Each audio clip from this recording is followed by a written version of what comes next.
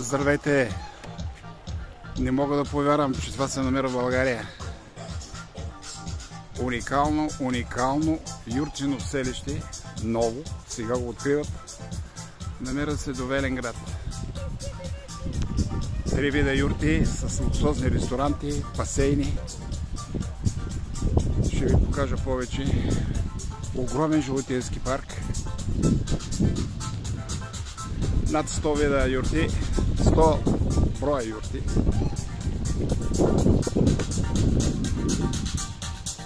Имам чувство, че целият парцел е над 100 декара. Като гледам животинския парк колко е голям, това са други юрти.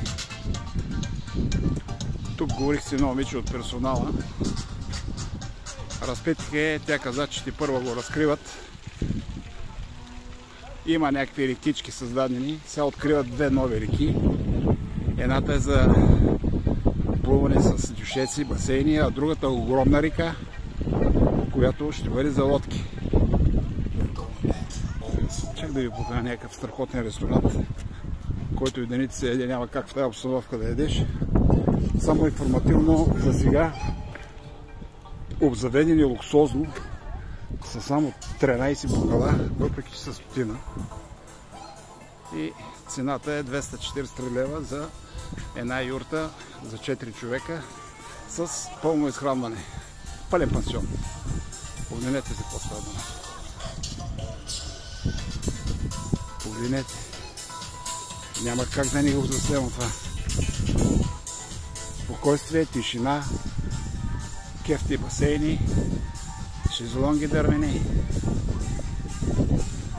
в унисон с обстановката, румоление на рекички.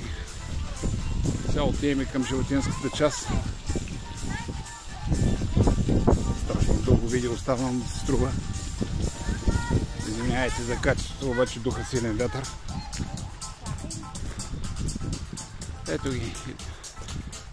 Това са юрти, за които сега скоро ще ги открият. Те са за 2 човека. Погледнете зелена. Погледнете. Огромен паркинг има.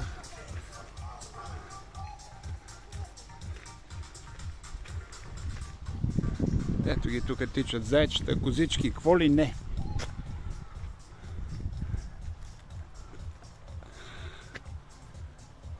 Много атракциони още ще има. Момичето ми разказа, обаче кое да запомниш по-напред. Това е. Мога да ви кажа, посетете го. Страхотно е. Няма такова в България. Чао, чао!